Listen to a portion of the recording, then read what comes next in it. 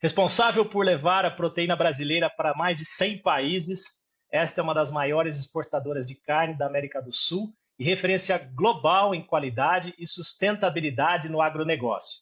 Completando 33 anos, agora em 2025, tem presença estratégica em diversos continentes, conectando o campo aos mercados mais exigentes do mundo. Hoje no Conexão Comex, tenho o prazer de receber Murilo Corral, diretor de exportação da Minerva Foods.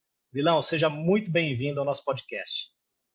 Olá, André, tudo bem? Obrigado pelo convite. Estou muito feliz aqui em poder participar com vocês.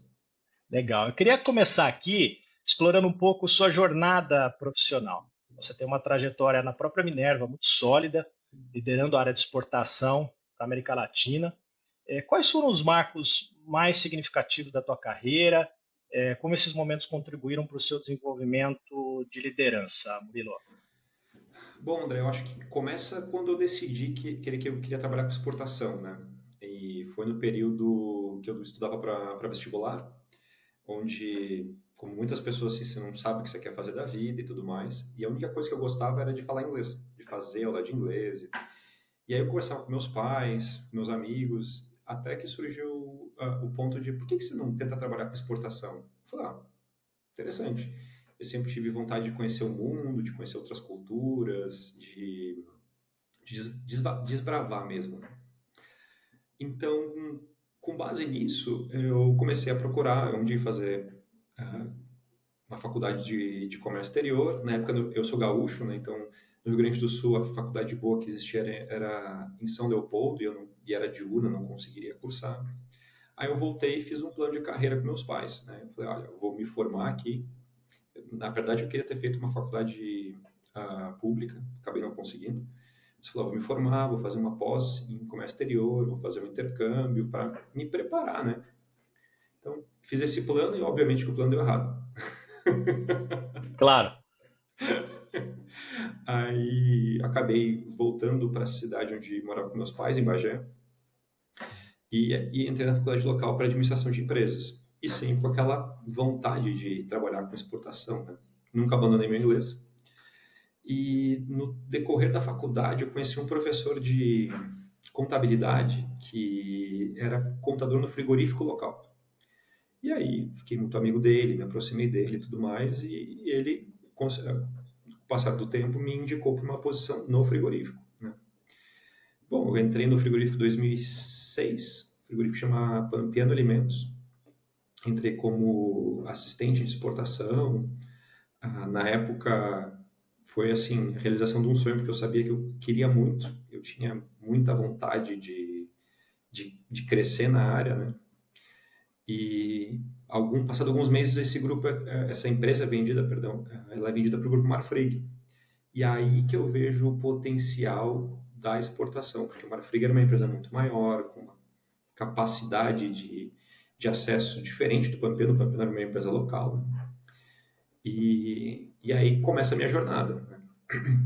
Em 2009 eu sou transferido para São Paulo, então eu havia pensado em fazer uma pós-graduação em Porto Alegre e posteriormente para São Paulo.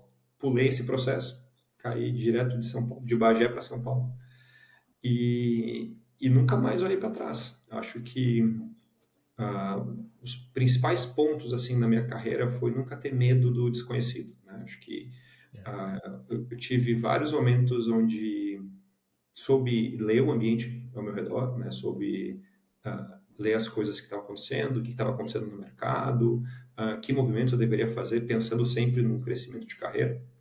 Então, passado alguns anos de Marfrig, quase 6 anos de empresa, eu troco por um frigorífico menor. Porém, essa empresa me dava muito mais projeção de trabalhar com outros mercados, porque no Marfrig eu era um cara muito especializado num segmento de mercado apenas.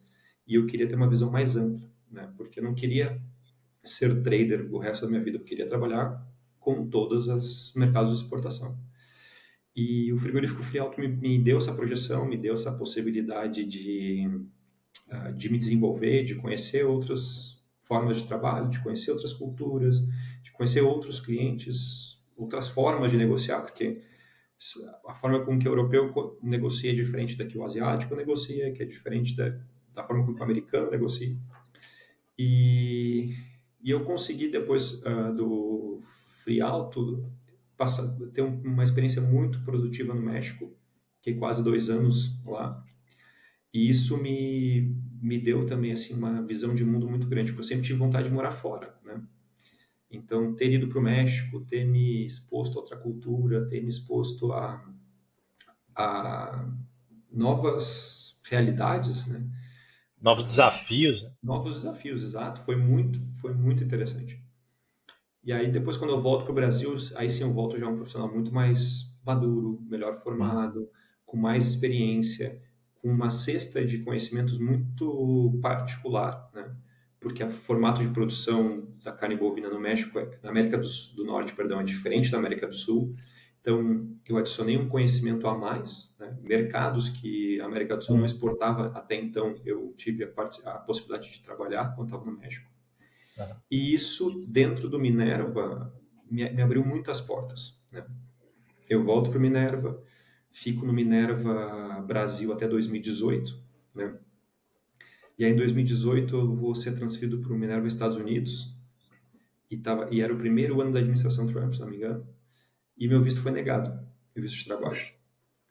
E foi, assim, um soco no estômago, né? Porque Imagino. todo o meu sonho era morar nos Estados Unidos, e quando não deu certo, a empresa me oferece uma oportunidade no Paraguai. E aí, ir para o Paraguai foi o trade mais difícil que eu fiz na minha vida, né? De convencer minha esposa a me acompanhar no Paraguai. Porque uma coisa era morar em New Jersey, outra coisa era morar em Assunção, né? E minha esposa estava grávida. Mas acho que não ter medo de encarar os desafios, de ir em frente, sempre foi muito importante para mim e sempre me projetou, né? Então, o Paraguai, para mim, foi a melhor experiência de carreira que eu já tive, Olha que porque lá eu tive a interessante. oportunidade no primeiro momento eu não imaginava, né? Eu fui me dar conta disso posterior. Mas no Paraguai eu tinha a possibilidade de liderar 40 pessoas, liderava toda a parte comercial do frigorífico, né? E no momento de expansão do Minerva no Paraguai. E essa experiência foi tão positiva e tão rica que me alçou a posição que eu estou hoje, de diretor de exportação. Então, quando eu volto para o Brasil em 2021, isso tudo dentro do Minerva, né? Nunca deixei a Uhum. empresa. Eu já volto como diretor de exportação Latam, sendo responsável por 5 origens, responsável Legal. pela exportação da empresa, né? Então, Bom, tentando fazer de uma história longa curta, eu acho que o grande ponto para mim sempre foi nunca ter medo de encarar desafios e sempre ter mobilidade, né? Eu acho que quando minha esposa me conheceu, a gente namorava, eu falei para ela assim que minha vida era viajar e era algo que eu não ia conseguir nunca mudar, né? é. Então, ela E, topou o e desafio comigo. o sonho americano ele está guardadinho aí ou ele se Não. satisfaz com eventuais viagens que você deve fazer para a América do Norte? Sabe que é interessante porque recentemente não, tem uns 2 anos, eu estava fazendo um churrasco com um amigo meu conversando justamente sobre isso, né? E ele me trouxe uma realidade desse sonho americano que eu nunca tinha pensado. E eu falei, putz, é verdade. Então, hoje em dia, eu não tenho mais o sonho de morar nos Estados Unidos. As coisas que eu gosto dos Estados Unidos eu consigo aproveitar estando aqui.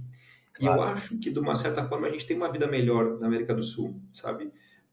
Dadas as questões de segurança, dadas as questões de logística, mobilidade, chega um ponto que você consegue, por exemplo, hoje eu consigo ficar mais tranquilo com relação aos meus filhos, com a criação deles, com o mundo que eles estão vendo, com as É, pessoas com que eles estão convivendo. Quer queira, quer não, quando você vai para outro país, existe um pouco de distância não aos tenha dúvida. estrangeiros, né? É. Então, dado meu E uma momento de rede de vida agora, suporte também, né? Uma rede de suporte que exatamente. você tem aqui que você não teria lá ou demoraria para construir lá, né? Exatamente. Então, dado o momento que eu estou hoje, com 3 filhos, um filho em idade adolescente, 2 filhos ainda jovens, eu prefiro dar uma boa base para eles e potencializar um momento em que eles venham a fazer intercâmbio, ter as Uhum. experiências que eles queiram ter, enfim, do que viver nos Estados Unidos. Acho que Ir para os Estados Unidos é fantástico, eu adoro, É. mas é bom por alguns dias depois voltar para casa. Nos Estados Unidos não vai ter o arroz e feijão, não vai ter a nossa comidinha, Pastel. pastel, muito bem lembrado, muito bem lembrado. É. Muito bom. Olha, me parece que você tem uma trajetória bem desenhada, uma trajetória profissional bem pensada, bem estruturada, né? Desde a primeira conexão que você fez com o idioma, que julgo ser o idioma inglês, com a sua projeção de carreira, todos os pequenos passos para trás que você deu para dar alguns para frente, e às vezes isso é necessário.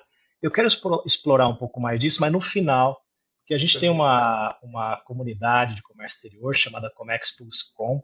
Hoje a comunidade tem aproximadamente 350 participantes, é uma comunidade aberta para todos aqueles que querem, de alguma forma, apoiar iniciativas do Comex e se capacitar também. A gente foca muito no profissional do comércio exterior e no seu protagonismo. E você tem essa carreira que eu julgo ser uma carreira muito interessante, muito bem pensada, muito bem pautada e planejada.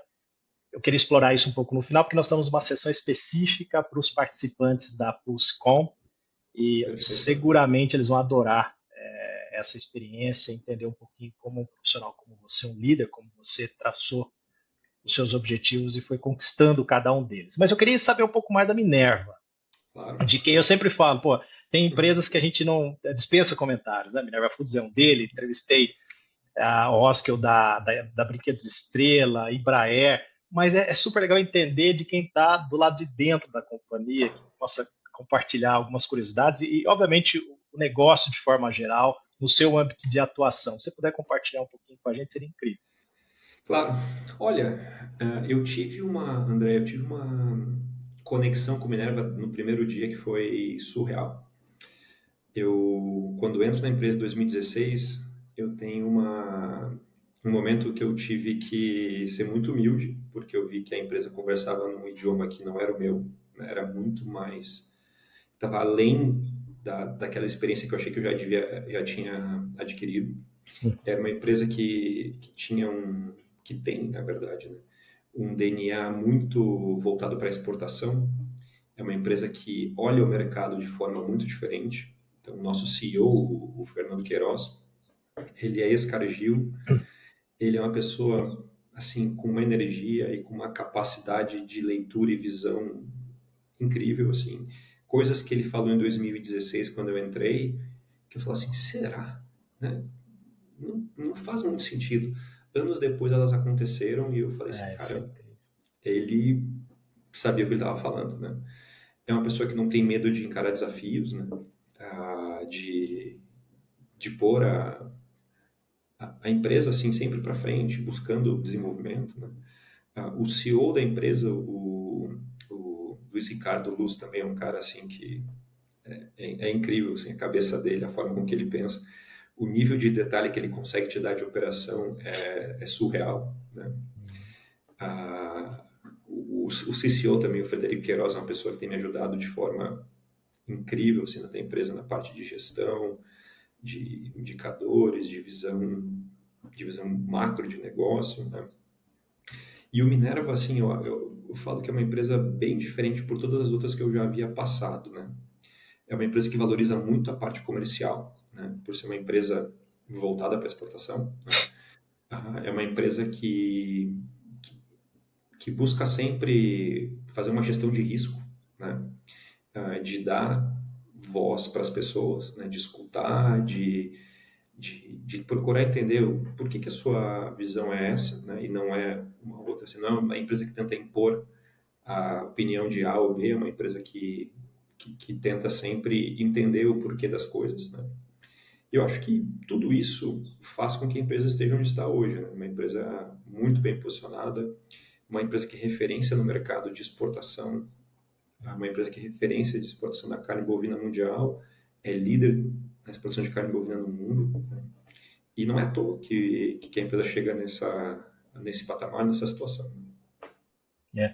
E os líderes acabam sendo um modelo também, né? Com Para a certeza. tua carreira. Esses líderes que você citou, Com essa certeza. capacidade de visão de mais longo prazo, de desenhar, entre aspas, desenhar um futuro, né? Desejado, Sim. E lutar para que ele se realize é uma característica bastante importante na liderança. Com certeza. Nós tivemos aí alguns episódios, né? Em 2019, a gente fez uma grande reunião de alinhamento para desenhar os próximos 5 anos da empresa, né? De 20 a 25. Em 22, a gente já tinha Ah, que conquistado ótimo, praticamente todos os objetivos, né? que legal. E a gente está sempre trazendo mais e mais e mais desafios, mais objetivos, mais, como eu posso dizer assim, mais nuances no nosso negócio, como que a gente Uhum. pode fazer diferente, como que a gente pode aprender com os nossos erros, como que a gente pode comemorar com as nossas vitórias, né? Então, acho que tudo É, isso cria aí um ambiente de trabalho único, né? é. Eu procuro passar muito isso para minha equipe, né? A gente, assim, pode parecer super piegas, mas com a minha equipe a gente tem uma conexão muito boa, a gente passa muito tempo junto. Ah, temos, assim, todas as pessoas que eu contrato, eu falo assim, olha, o ambiente de trabalho aqui é muito legal, hein? E parece que é sempre conversa de contratação. Passado alguns dias eu falei, e aí, eu te enganei ou não? Não, não, realmente o ambiente ele é único, assim. As pessoas que a gente tem, o nível de engajamento, o nível de dedicação, né? Eu acho que Que é legal. surreal, né? E no portfólio não são apenas carnes, né, Murilo? Se não me Não, engano, são peixes. Uma curiosidade que eu não sabia, azeites também? sim. Na Isso é verdade, pro... assim, não é produção nossa, são Tá, produtos importados, né? O Minerva tá. importa o azeite da marca Almalusa, tem exclusividade, não Ah, importa se tá bom. ele é azeite português. E O revendem aqui. Minerva, exato, o Minerva importa peixes também, importa Uhum. do Vietnã, importa de Portugal, bacalhau, enfim. Uhum. Tudo para nossa área de distribuição, né? A gente tem três grandes mercados internos na nossa estrutura. A gente tem o mercado interno brasileiro, que é gigante. Temos o mercado interno argentino, que é um mercado onde você está mais próximo do consumidor, né? Bem mais próximo do consumidor, porque a gente tem uma linha de produtos industrializados muito relevante nesse país. E a gente tem o mercado interno da Colômbia, que a Colômbia ainda é um mercado em desenvolvimento na exportação, e o mercado interno acaba sendo aí o nosso principal destino nas produções desse país. Que legal. E a produção de carne é uma produção, é a produção que vocês têm própria, obviamente. A gente tem carne e cordeiro. Carne e cordeiro. Tá. Cordeiro, a gente tem 4 fábricas na Austrália e uma no Chile, adquirida recentemente. A Austrália é uma região de produção bastante intensificada desse tipo de carne. Agora, alimentos, né, de geral, traz desafios para a cadeia de suprimento, cadeia comercial, né? Vocês são líderes de exportação da carne. Quais são os maiores desafios que vocês encontram, enfrentam na cadeia, principalmente na exportação, obviamente, né, considerando essa complexidade e a complexidade dos mercados internacionais, né, Claro. regulamentação, de transporte de um produto perecível, julgo que isso vai congelado para outros países, né, mas isso traz dificuldades à parte. Como é que você entende essas dificuldades? Quais são elas, as maiores que vocês vão enfrentar? Olha, André, todas as dificuldades possíveis e imagináveis a gente vai enfrentar. Imagina. Assim, eu brinco que o meu trabalho é fazer reunião e ler o jornal, né? É. Por quê? Toda e qualquer notícia que acontece no mundo nos impacta de alguma forma.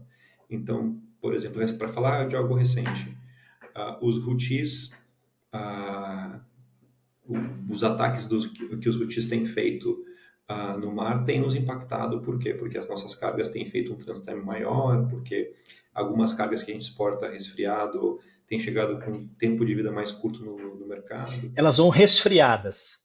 Algumas sim Tá. resfriadas, outras congeladas. E, por exemplo, aconteceu algo no Canal do Panamá, vai nos impactar. Sim. Ah, por exemplo, neve na Cordilheira dos Andes, né? A gente exporta muito para o Chile carreta, as carretas ficam paradas, né? A gente já chegou a ter 3 semanas de carretas paradas na Cordilheira por causa da neve, né? Então, toda e qualquer situação que acontece no mundo vai nos impactar. Então, taxações, medidas protecionistas, medidas restritivas, mudanças de legislação, mudança de status sanitário, tudo isso impacta a gente pro lado bom ou lado mal. É. A gente sempre tenta ver todas essas situações como oportunidades, né? Acho que tanto o Fernando e o Frederico, eles sempre tentam olhar desde a outra ótica. Então, essas situações são conjunturais, você não consegue mudar, né? Então, acontece para todo o mercado. Então, como que a gente vai conseguir trabalhar elas de forma que isso possa virar uma oportunidade? Então, acho que essa mentalidade que eles têm faz a gente navegar melhor quando as águas ficam turbulentas, sabe? Eu E costumo pensar sempre dizer... diferente também, né? Exatamente, exatamente. Então, É. a empresa sempre é muito aberta à tomada de risco, né? Então, a fazer coisas diferentes. Então, se a gente tiver que pegar o avião e ir para o destino A, B, C e tentar operacionalizar algo que faça sentido, a empresa é super aberta a escutar essas propostas e ela efetivamente influencia a gente a fazer isso. Julgo que seja uma empresa muito resiliente e a gestão de risco ela tem que estar bem, bem estruturadinha, ela tem que ser bem Com feita, certeza, né? com certeza. E como é que vocês olham para a eficiência operacional das exportações, redução de custos, principalmente os custos de transporte, né? Sim. Navio, avião, tem muito envio aéreo não, né? A gente faz muito pouco Pouco, né? O embarque aéreo. frete O frete é muito frete é caro. muito caro. Né? O frete ele chega a custar US$ 1,50 quase o quilo. É muito É, caro, se for é. pensar. Mas, dado alguns momentos, se faz necessário para chegar em Sim. alguma cota, para Uhum. chegar em alguma festividade ou quando teve algum tipo de ruptura, né? Mas são casos bem esporádicos. A gente faz envios de amostras, envios de pallet Sim, sim. para Homologação de novos agilizar, clientes. exato, para agilizar alguns processos, mas a grande maioria dos nossos embarques são por containers e caminhões congelados e resfriados, né? É. A pandemia, deixa eu adicionar uma informação, né? A Claro. pandemia ela trouxe uma volatilidade no frete internacional muito grande, né? Tanto no aéreo quanto no marítimo. Parte dessa a oscilação ainda permanece hoje. Isso te impactou muito durante a pandemia? Como é que vocês navegaram na Sim. pandemia especificamente?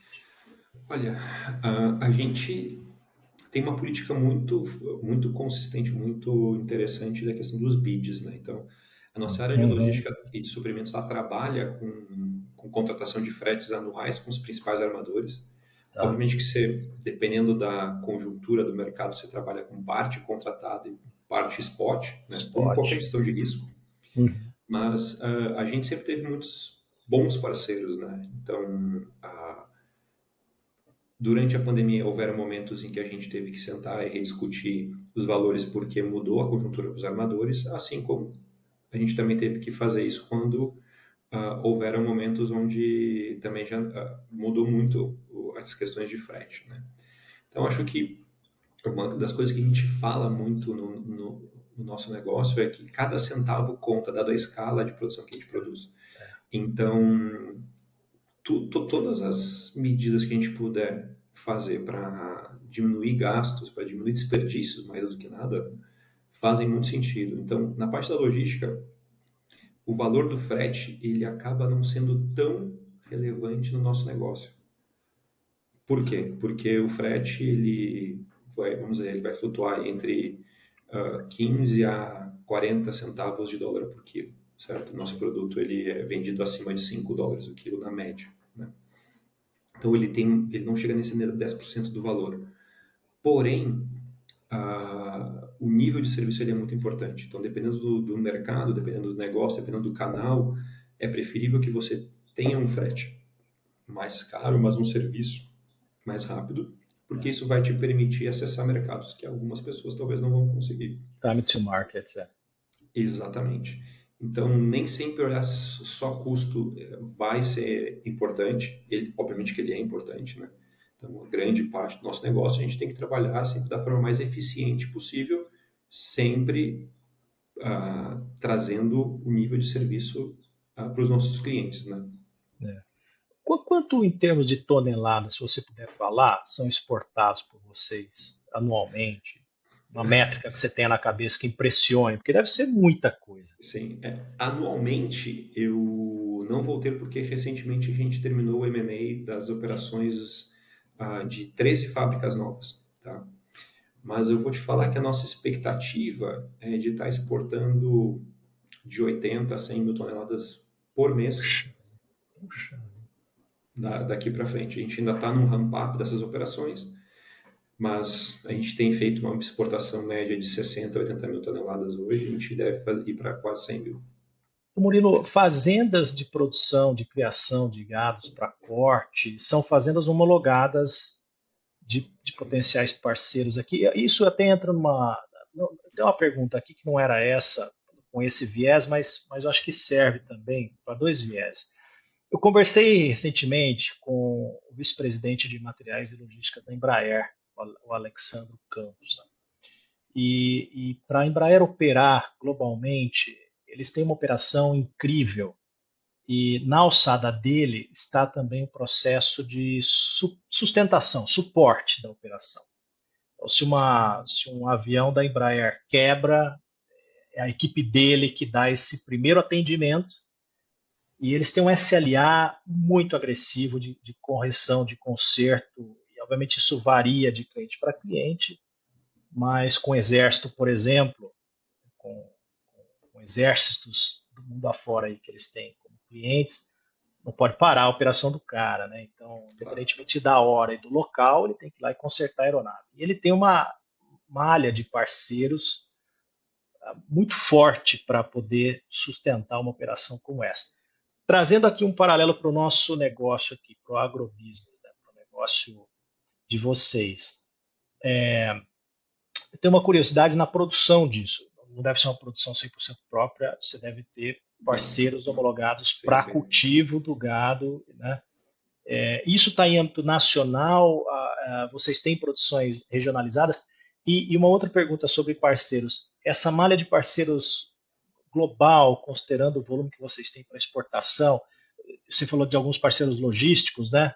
Sim, Também na operação, isso são importantes. Então, da sim, sim. produção à distribuição, como é que você vê a homologação de parceiros e o papel deles na tua operação? Sim. Bom, eu vou separar em duas partes essa resposta. Primeiro, a homologação dos nossos fornecedores de animais, né, de gado e de Tá. cordeiro. Então, na América do Sul, a gente monitora 100% dos animais que a gente abate. Então, a gente faz um monitoramento de geoespacial para cada compra. Então, cada compra a gente tem uma inteligência artificial, um robô que vai verificar se aquela fazenda não tem área de desmatamento, não tem área, não está dentro de área de reserva ambiental, se não está na área de reserva indígena, se aquela fazenda não faz parte de algum tipo de lista proibida, né, de pessoas que, enfim, que fazem comércio ilegal. Isso para 5 origens da América do Sul: Brasil, Paraguai, Colômbia, Argentina e Uruguai. Tá? Então, 100% dos animais que a gente adquire é feito essa compra. Se você fizer uma venda agora e uma venda daqui a 10 minutos, vai ser feito 2 pesquisas. Né? Por quê? Porque a gente precisa entregar para a grande maioria dos nossos clientes a segurança de que esses animais que estão indo, que estão sendo processados para eles, não tem nenhum tipo de, assim, cumpre com a sustentabilidade. A sustentabilidade é um dos principais valores e pilares da empresa. Né? Uhum.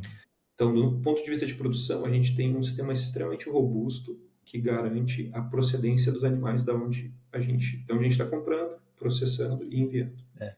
E E com relação. o Oi, desculpa. produtor lá, né, o dono da fazenda, no final do dia é isso, uma pessoa física que tem uma fazenda e Sim, tem uma produção de gado para atender os seus padrões de processamento e exportação. Ele tem que fazer essa rastreabilidade também, né? Então, quer dizer, tem sim, uma responsabilidade distribuída aqui, né? sim, sim, sim. Depende muito do mercado, né? Por exemplo, se o mercado é o mercado europeu, né? Você tem algumas fazendas que atendem o mercado europeu, né? Que a gente chama de com gado 100% rastreado. Existem fornecedores que rastreiam a cadeia inteira, ou que ele tem fazenda de ciclo completo, enfim. Você tem diferentes fornecedores, porém todos os nossos fornecedores vão ser, como que fala? Eles vão ser, a cada venda, eles vão ser verificados se cumprem com todos os requisitos nossos de sustentabilidade. Legal. Murilo, eu comprei recentemente uma carne aqui para uma tarde de churrasco e a carne, a etiqueta veio registrada como um produto orgânico. Depois eu fiquei pensando nisso. Falei, poxa vida, não seriam todas as carnes orgânicas, né? E ali na etiqueta, com uma explicação um pouco mais detalhada, tinha ali que o gado era um gado free range, não era confinado. Então, a Minerva tem essas práticas para atender regiões específicas para as exportações? Sim, sim, sim. A gente tem uma grande produção de orgânico, principalmente no Uruguai, né? A gente tem homologado fornecedores de orgânico no Brasil, no Paraguai, na Argentina, mas a nossa grande produção vem sendo do Uruguai. Se você for na Costco, nos Estados Unidos, e comprar o 1 pound organic minced meat, a chance de ser carne nossa é muito grande. Ah, que bárbaro. Nós somos um dos maiores fornecedores de carne para Costco no mundo. Legal. A gente está falando sobre os parceiros, e aí a gente Sim. trouxe um olhar para parceiros locais de produção, mas e os parceiros? Você disse sobre os seus parceiros de logística, mas no âmbito da operação, ter uma estrutura de parceiros homologada e apta para atendê-los na sua expansão é fundamental para o negócio como o de vocês, né? Com certeza. Assim, a gente sempre procura trabalhar com clientes que nos permitam desenvolver, né? Então, nós precisamos trabalhar com clientes que têm interesse em se desenvolver junto com o Minerva e o Minerva desenvolver junto com eles, né? Então, em cada mercado que você for ver, a gente sempre tem 2, 3, 4 parceiros que no decorrer dos anos vieram se desenvolvendo com a empresa, né? Então, se você faz apostas, né? Parceiro A, B, C, e as duas empresas se desenvolvem juntos, né? Então, obviamente que existem uma série de acordos, né, para que isso funcione, mas para a gente tem sido muito positivo, perdão, nos últimos anos ter escolhido bem com quem que a gente trabalha, com a nossa estratégia de venda, ela é muito bem, cara, ela é bem cuidadosamente desenhada junto com os nossos escritórios internacionais. Legal. Vocês sofrem com sazonalidade? É um produto sazonal, na sua opinião? A gente busca Sim, trazer uma certa previsibilidade para as vendas, né? É um negócio, uma ciência aí por trás. No teu caso da exportação de carnes, vocês sentem a sazonalidade? sim, como todo lugar no mundo, o consumo de carne bovina, assim, vamos supor, seja churrasco, seja restaurantes, ou seja o que seja, ele é sazonal, né? Então, você tem a sazonalidade do Oriente Médio, que tem maior consumo durante o Ramadã. Você tem a Ah, sazonalidade da China, que tem maior consumo durante o Ano Novo Chinês. Você tem a sazonalidade no Chile, que são as festas pátrias. Você tem a sazonalidade nos Estados Unidos, que são as férias do meio do ano, que é verão para eles, então é grill season. Você tem sazonalidade no Brasil, né? aí não Você tem não, cara. Eu como churrasco minimamente, sei lá, 2 vezes por mês tem que ter um churrasco. Com certeza, com certeza. E fora o Mas consumo do dia a dia, né, exato, cara? A base do nosso consumo, sei lá, carne, de exato. repente, é um item essencial para a gente, né? Sim. Mas você tem várias sazonalidades, né? Então, dependendo do destino, você tem momentos em que tem uma interpolação, tem momentos em que É, tem países demandando menos e países demandando mais. Então, a beleza do que a gente faz é trabalhar essa arbitragem, né? é, Saber é, estudar os momentos de acelerar algum mercado ou não. legal. Isso me traz uma questão aqui. Uh, a gente, como uma empresa, nós aqui da e-commerce, como uma empresa de tecnologia, isso é uma curiosidade que eu tenho da tua operação. A gente tem que estar sempre escutando os nossos clientes, porque eu acho que a cocriação, nós estamos numa era, para a tecnologia, numa era de cocriação. Ou seja, eu saio de um momento em que empresas como a nossa, tradicionalmente, desenvolviam softwares, soluções entregavam para o mercado sob a forma de um pacote, e entro no momento, estou vivendo um momento em que eu já não sou dono da verdade. Há um bom tempo eu tenho que escutar o meu cliente para entender as suas dores reais, para que eu possa entregar um produto, uma solução tecnológica de altíssimo valor agregado. Quando a gente vai para um, não sei se eu posso chamar de um produto mais comoditizado, mas existe esse cuidado de escutar o cliente. Como é que, no fundo, eu quero saber como é que se dá o processo de inovação do produto? De várias formas, André. Assim, inovação não necessariamente é fazer um produto novo, né? Muitas vezes inovação é fazer as coisas de forma mais inteligente. Então, assim, na questão do produto, é escutar, como você mesmo disse, o que o cliente quer, né? O que o cliente na Ásia aprecia, que é diferente do que a gente aprecia, né? O que o europeu busca, que é diferente do que o árabe busca, né? Então, a gente não ter a cabeça fechada para nenhuma verdade, porque não existe uma verdade absoluta, né? Eu posso apreciar o produto de uma maneira e a pessoa apreciar de outra, né? Sim. A gente sempre faz muita analogia com o nosso churrasco, com a picanha, mas a gente não exporta picanha, né? Então, Que interessante. a gente não exporta picanha. A picanha, Esse é um item para o mercado nacional? na verdade, o Brasil é um país importador de picanha, Ah, dado o alto consumo desse corte no Brasil. a gente não consegue abastecer a nossa Não, demanda. não. Puxa. Ah, e se você for para qualquer país, assim, existem cortes característicos de cada país e a forma de uso é muito diferente, né? Então, como que a gente inova, né? A gente trouxe a linha Angus, a linha orgânica, Tá.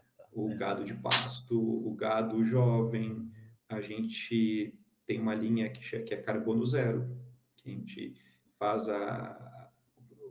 o carbono, toda a cadeia, desde a produção até a entrega no cliente, a cadeia ela é net zero, né? Então, essas são as formas que a gente tem de inovar.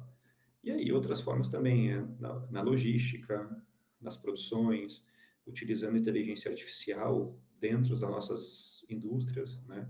Dentro das nossas operações, para sempre poder extrair cada vez mais valor. Eu queria emendar aqui, você puxou um tema interessante, os conceitos da indústria 4.0, né? Sim, Você enxerga na Minerva uma indústria que usa de fato tecnologia a seu favor. sim, Você falou da rastreabilidade, é incrível isso, tem que ter um nível de a conformidade muito grande aí nesse processo da rastreabilidade das carnes, do processamento dela, mas em outros aspectos, como a produção, na armazenagem, é uma indústria que traz inovação para esses processos também. sem dúvida, porque o que acontece? A gente, quando compra um lote de animais, ele é extremamente heterogêneo.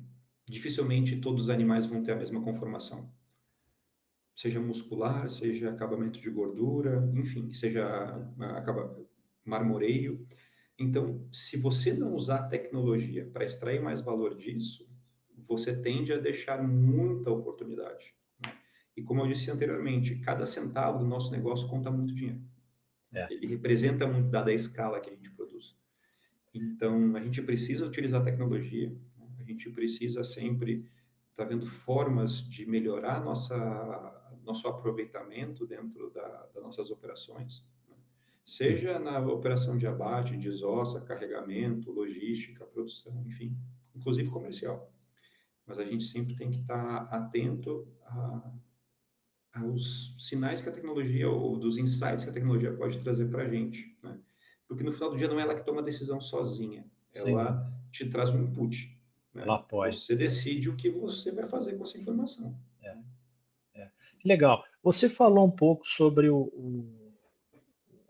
uma trilha verde que vocês têm, né? Um processo, uma cadeia zero carbono, né? Falando desse tema do ESG, sabe que no Brasil, 95% das 100 maiores empresas publicam os relatórios de sustentabilidade, mas na prática, cara, só 10% integram plenamente esses critérios nas suas operações, né? Isso é um dado do Conselho Empresarial Brasileiro para o Desenvolvimento Sustentável. Bom, pelo pequeno exemplo que você deu, julgo que vocês encaram essa questão do SG com bastante seriedade. Sem dúvida, André. Inclusive, o Minerva consistentemente ganha muitos prêmios com relação à sustentabilidade, né? Que ótimo. A gente identificou, na verdade, assim, a empresa lá atrás, né, o Fernando, se não me engano, foi 2008, ele identificou que sustentabilidade seria um pilar muito importante na estratégia da empresa de desenvolvimento, né? O Minerva teve durante muitos anos o IFC como shareholder, né? E o UFC sempre trouxe uma visão muito interessante de SG, sempre trouxe um nível de exigência muito importante. E, na verdade, isso deixou a gente com uma empresa muito mais robusta no quesito de sustentabilidade, né? Hoje, eu te asseguro que nós temos uma plataforma muito verde, muito robusta, né? Eu tenho participado de reuniões com distintos clientes ao redor do mundo, todos eles ficam muito confortáveis com o que a gente apresenta, porque a gente entende que é uma barreira de entrada, né? É, O mundo caminha para esse, é. Europa para está pegando esse, forte, né, com o tal sabe? do CBAM e tal. E você disse que a tua análise dos teus fornecedores locais também faz uma investigação ali, se o cara Sim, inclusive tem ou tem desmatamento, né? Quer dizer, isso já é uma prática de um compliance ESG seguramente, né? Que com vocês têm na certeza, homologação de fornecedores, né? com certeza, Soma para a meta de vocês. exatamente. E como é que você. A gente falou de inovação de produto, a gente falou de inovação tecnológica, como a Minerva tem aplicado a inovação na produção e no desenvolvimento, ah, eventualmente desenvolvendo novos produtos. Mas como é que você vê a tendência do setor, do setor que você representa, obviamente? Como é que você acredita que essas tendências vão impactar o futuro das exportações de carne? Como que vocês estão preparados para enfrentar esses desafios e embarcar nessas novas tendências?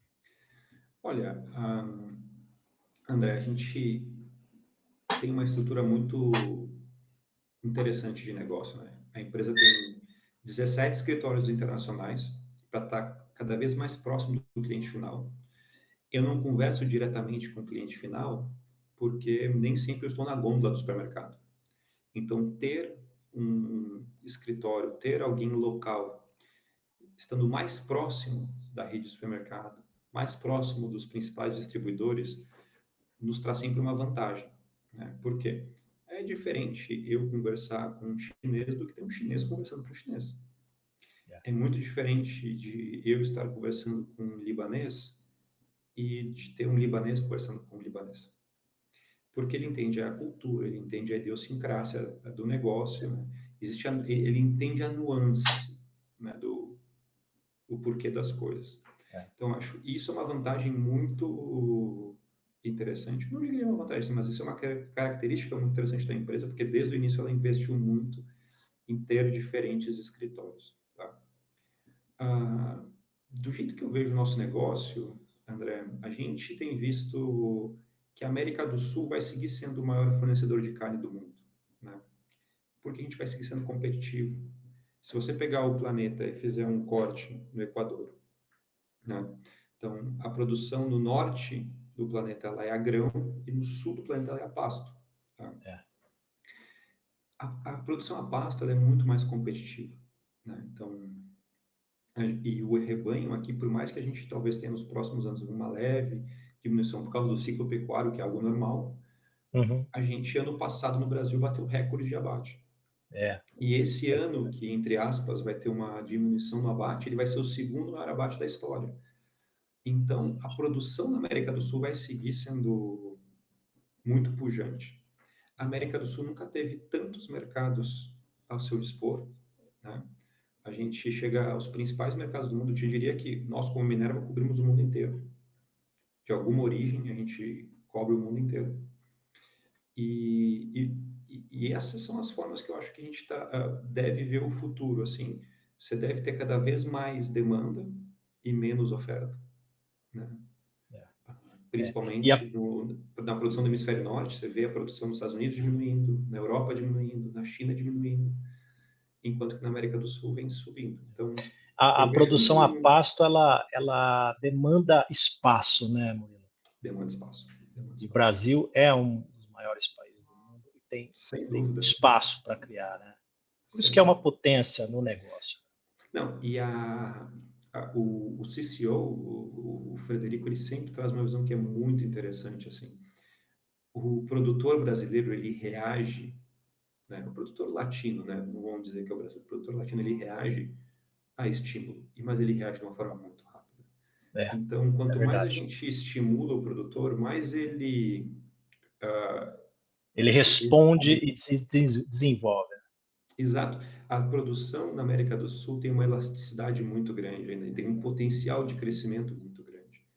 Então, eu vejo assim, obviamente eu vou ser sempre enviesado para falar do mercado onde eu estou inserido, mas eu acho que o futuro é brilhante.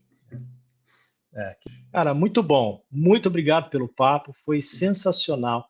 Eu desejo um sucesso absoluto para você e para a Minerva Foods. Um grande abraço, querido. Queria agradecer muito vocês pelo convite, pela paciência, pela atenção. Só tenho a agradecer, foi uma conversa muito boa, muito fácil.